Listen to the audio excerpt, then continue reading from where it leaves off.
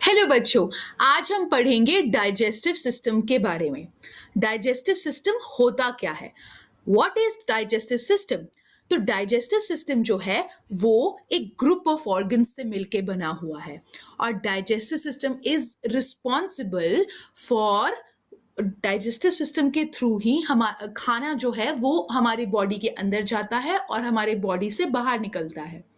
Digestive system के through इस खाने में प्रेजेंट सारे न्यूट्रिशन हमारी बॉडी एब्जॉर्ब करती है और उसे अलग अलग कामों में यूज करती है, जिससे हमारी बॉडी स्ट्रांग एंड हेल्दी रहती है। अब डाइजेस्टिव सिस्टम के पार्ट्स क्या हैं?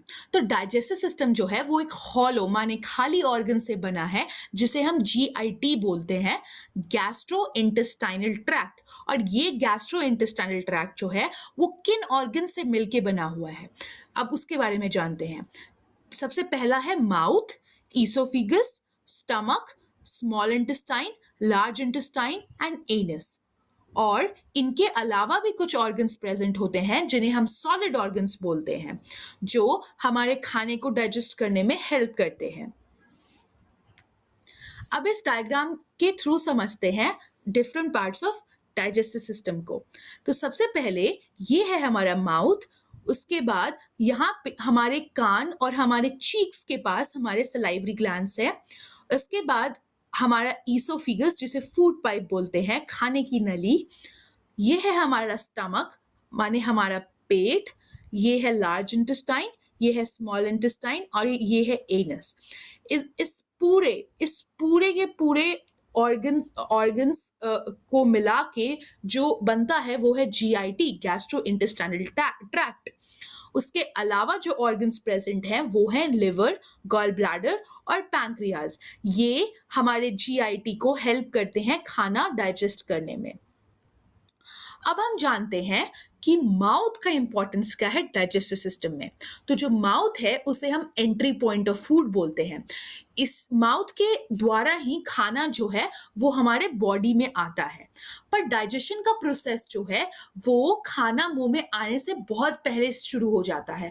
जब भी हम अपने अपने सामने खाना देखते हैं या जब उस खाने की सुगंध हमारे नाक तक पहुंचती है, तो हमारे मुंह में जो सलाइवरी ग्लैंड्स प्रेजेंट हैं पेयर्स में, जो हमारे कान और चीक्स के पास प्रेजेंट हैं, वो सलाइवरी ग्लैंड्स हमारे मुंह में सलाइवा, जिसे थूक बोलते हैं, वो प्रोड्यूस करने लगते हैं। और इस सलाइवा के अंदर बहुत सारे एंजाइम्स होते हैं, छोटे छोटे माइक्रोस्कोपिक लेवल के एंजाइम्स होते हैं। यही एंजाइम्स हमारे बॉडी में और भी जगह प्रेजेंट हैं और यही सारा काम करते हैं। तो डाइजेशन भी इन्हीं एंजाइम्स द्वारा होता है। अभी हम आगे भी देखेंगे कि जो एंजाइम्स हैं वो डाइजेस्टिव सिस्टम के और भी डिफरेंट ऑर्गन्स में प्रेजेंट होते हैं। तो ये सलाइवा जो है इसके अंदर एंजाइम्स होते हैं। और हमारे हमारे मुंह के अंदर जो हमारे दांत हैं, वो दांत खाना खाना एंटर करने के बाद उन हमारे दांतों द्वारा हम खाने को चबाते हैं और जो खाने का बड़ा टुकड़ा होता है उसे हम काफी छोटे छोटे टुकड़ों में बांट देते हैं हमारे दांत के द्वारा।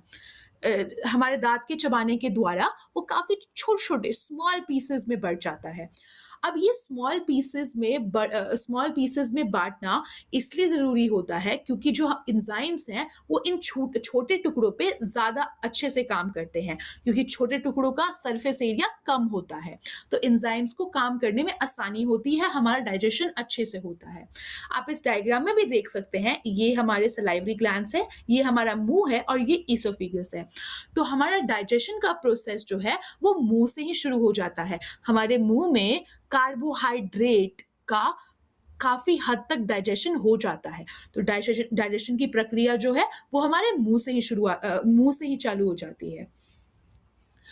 अब हम जानते हैं फैरिंक्स और ईसोफिगस, जिसे फूड पाइप बोलते हैं, उसका क्या इंपॉर्टेंस है। जो फैरिंक्स है वो हमारे गले में पाई जाती है। अब इसे बोलते हैं ट्रांजिशन एरिया माने हमारे मुंह से ईसोफिगस, फूड पाइप या जो हमारे खाने की नली है, वहां वो खाने को मुँह से वहाँ तक पहुँचने के लिए हमारे फेरिंक्स से होकर गुज़रना पड़ता है। अब इस फेरिंक्स का इम्पोर्टेंस होता क्या है एग्ज़ैक्टली? ये फेरिंक्स जो हैं, ये इंश्योर करते हैं, इस चीज़ का ध्यान रखते हैं कि खाना जो है वो विंड पाइप जिसे हम सांस की नली बोलते हैं, उसमें ना घुस जाए, क्योंकि सांस की नली और खाने की नली काफ़ी क्लोज़, काफ़ी पास-पास होते हैं हमारे गले के अंदर। तो जब भी हम खाने को स्वॉलो करते हैं, निगलते हैं, तो हमारा फेरिंक्स ये इंश्योर करता है कि खाना जो है वो गलती से भी विंड पाइप में ना घुस जाए। तो वो जब भी हम खाने को स्वॉलो करते हैं, उस टाइम पे वो विंड पाइप को बंद कर देता है। एक ढक्कन की तरह ऑब्जेक्ट होता है उसके थ्रू, जिसे हम बोलते हैं एपिग्लॉटिस। अब हम बात करते हैं इसोफिगस की। जब खाना फेरिंक्स से निकल जाता है, तो वो फूड पाइप यानी हमारे जो खाने की नली है उसमें पहुंच जाता है। अब ये जो फूड पाइप जो है, ये इसोफिगस जो है, ये इसोफिगस कुछ नहीं, एक एक खाली सी, एक हॉलो सी टनल टाइप है, जिसके थ्रू खाना कॉन्ट्रैक्शन से मूव करता है। उसके मसल्स में, उसके वॉल्स के मसल्स में कॉन्ट्रैक्शन होते हैं, और इसके थ्रू खाना नीचे गिरता जाता है और वो स्टमक में एंटर करता है। अब स्टमक की बात करते हैं, तो स्टमक में क्या होता है? स्टमक में पाया जाता है एसिड और एंजाइम्स। अब स्टमक में आते ही खाना जो है वो और भी छोटे टुकड़ों में बढ़ जाता है हमारे एसिड्स और एंजाइम्स के द्वारा। हमारे एसिड्स और एंजाइम्स जो हैं उसे और छोटे टुकड़ों में बाँट देते हैं।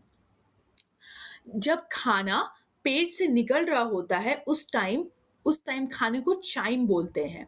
मुँह से मुँह से पेट तक पहुँचते-पहुँचते जो है, खाना एक बॉल की तरह बन जाता है। काफ़ी सारे क्रीमी फ्लूइड से वो काफ़ी थिक बन जाता है और एक बॉल की तरह बन जाता है, जिसको हम चाइम बोलते हैं। अब स्टमक के बाद खाना जो है वो स्मॉल इंटेस्टाइन में जाता है। तो हमारा जो स्मॉल इंटेस्टाइन है वो कहने के लिए स्मॉल है, पर वो हमारे पूरे डाइजेस्टिव सिस्टम में सबसे लंबा ऑर्गन है। इनफैक्ट वो हमारी बॉडी का सबसे लंबा ऑर्गन है। उसे स्मॉल इसलिए बोलते हैं क्योंकि उसका डायमीटर छोटा होता है, और इतनी लंबी नली को हम एक छोटे से स्पेस में, एक कंसाइज़ स्पेस में हम समेटा हुआ है, इसीलिए हम उसे स्मॉल इंटेस्टाइन कहते हैं। स्मॉल इंटेस्टाइन हमारे डाइजेस्टिव सिस्टम का मेन पार्ट है। यहाँ पे खाने का मेन एब्जॉर्प्शन होता है। थोड़ा सा पार्ट स्पेशली प्रोटीन जो है उसका डाइजेशन हमारे स्टमक में होता है, थोड़े से कार्बोहाइड्रेट का हमारे मुंह में होता है, और उसके अलावा जितना भी खाना है वो हमारा स्मॉल इंटेस्टाइन में डाइजेस्ट होता है। और डाइजेशन के अलावा हमारे खाने का एब्जॉर्प्शन होता है।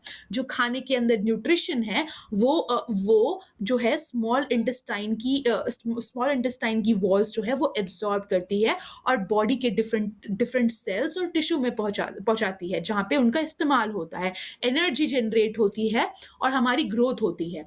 तो स्मॉल इंटेस्टाइन के जो वॉल हैं उससे भी एंजाइम्स निकलते हैं, जिसके थ्रू ये डाइजेशन और एब्जॉर्प्शन होता है। तो कुछ एंजाइम्स तो स्मॉल इंटेस्टाइन के होते हैं, और कुछ एंजाइम्स जो हैं वो लिवर और पैंक्रियास से आते हैं, जिसकी हमने पहले बात की थी। तो स्मॉल इंटेस्टाइन में आके खाना पूरी तरह से डाइजेस्ट हो जाता है, और उसके बाद वो जाता है लार्ज इंटेस्टाइन में, जहाँ पे उसका थोड़ा बहुत पानी एब्जॉर्प्शन होता है और डिफरेंट चीज़ें होती है, और उसके बाद जाता है रेक्टम और एनस, और उसके बाद बॉडी से बाहर। अब डाइजेस्टिव सिस्टम का इम्पोर्टेंस क्या है? डाइजेस्टिव सिस्टम हमारी बॉडी के लिए बहुत इम्पोर्टेंट है, बिकॉज हमारी बॉडी को जिंदा रखने के लिए न्यूट्रिशंस का होना बहुत ज़रूरी है। और ये न्यूट्रिशन किस प्रकार के होते हैं? ये हैं proteins, fats, carbohydrates, vitamins, minerals, water. इन सबको हम न्यूट्रिशन कंसिडर करते हैं। हमारा डाइजेस्टिव सिस्टम जो है वो खाने को तोड़ता है छोटे छोटे टुकड़ों में, और फिर इस खाने में जो ये न्यूट्रिशन, प्रोटीन, फैट्स और कार्बोहाइड्रेट प्रेजेंट है, उनको एब्जॉर्ब करता है और बॉडी के डिफरेंट सेल्स में पहुंचाता है, टिश्यूज में पहुंचाता है, जहां पे एनर्जी जनरेट होती है, जिसके थ्रू, इस खाने के थ्रू, हमारे इस न्यूट्रिशन के थ्रू हमारे बॉडी का ग्रोथ होता है और सेल रिपेयर होता है। इसलिए डाइजेस्टिव सिस्टम का बहुत बहुत बहुत ज़्यादा इंपॉर्टेंस है हमारी बॉडी के अंदर। अब हम अपनी डाइजेस्टिव सिस्टम को कैसे स्ट्रांग बना सकते हैं, वो क्या स्टेप्स हैं जिससे हमारी बॉडी का जो डाइजेस्टिव सिस्टम है वो स्ट्रांग रहे, हमारी डाइजेशन अच्छी रहे।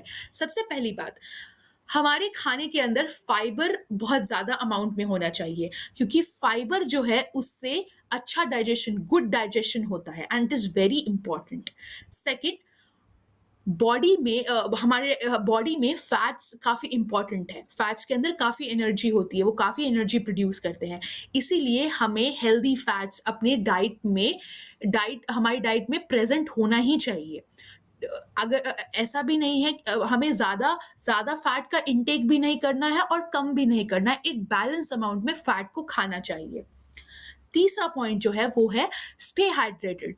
पानी का इंपॉर्टेंस बहुत ज़्यादा है बॉडी में, बिकॉज हमारी बॉडी जो है वो मेजरली पानी से बनी है। तो पानी हमें हमें पूरे दिन में पानी सही अमाउंट में पीना चाहिए, हाइड्रेटेड रहना चाहिए। इसके बाद है मैनेज योर स्ट्रेस।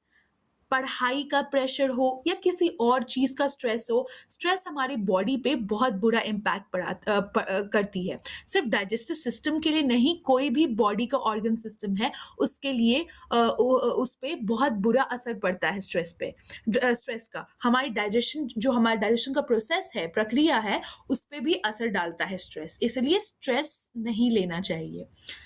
उसके बाद जो इम्पोर्टेंट पॉइंट है वो है ईट माइंडफुली। हमें ये इंश्योर करना चाहिए कि खाना हम टाइम पे खा रहे हैं। हमारे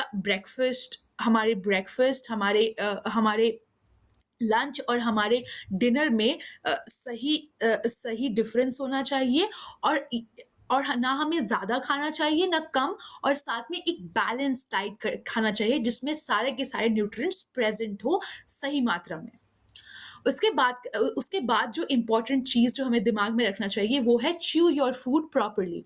च्यूइंग, जो खाने को चबाना, हमें बचपन से सिखाया जा रहा है कि हमें खाने को हमेशा चबा के खाना चाहिए, अच्छे से चबाना चाहिए।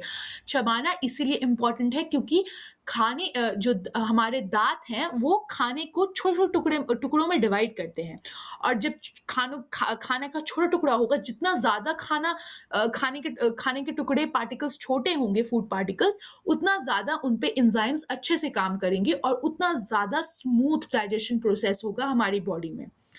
और सबसे लास्ट पॉइंट जो इम्पोर्टेंट है, गेट मूविंग। हमें खाने के बाद उसका डाइजेशन प्रोसेस को थोड़ा स्पीडी करने के लिए ये इंश्योर करना चाहिए कि खाने के बाद हम अच्छे से टहल रहे हैं, घूम फिर रहे हैं, काम कर रहे हैं।